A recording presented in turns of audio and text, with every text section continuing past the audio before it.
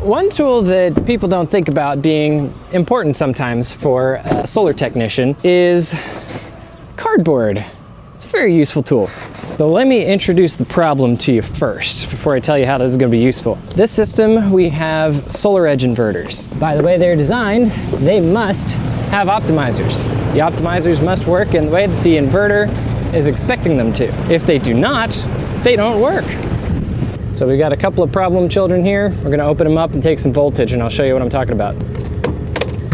This one, let's see, that one's our 103 volts. That one's 23. The 23 is the one that we wanna be seeing. So the reason it's 22 volts DC is because there are about 22 optimizers on that string. Each optimizer puts out 1 volt each. If you have 20 optimizers on a string, you'll be getting about 20 volts. If you're getting 100 volts on a string of 20 optimizers, that means you have one or two optimizers that is putting out way more voltage than it's supposed to. Probably, in this case, the entire panel voltage. Each of these optimizers has 2 panels each.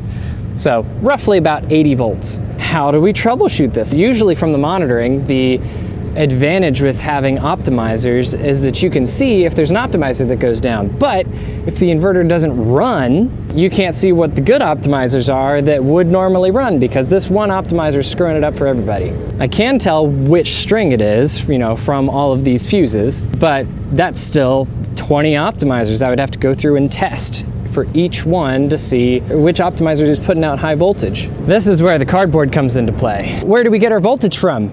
It comes from the sun, goes into the panel, goes through these optimizers, and then to the inverter. So all we gotta do is block the panel, and it drops that voltage. So I'm gonna go up to the roof, gonna drag that cardboard across a bunch of panels while talking to whoever's on the ground down here.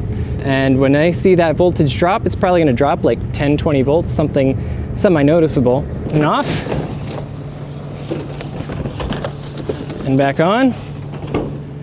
That's the one. Cool. Then we know we have our man. And with that, we should have all of our troublesome optimizers figured out here in like 10, 15 minutes. Very fast.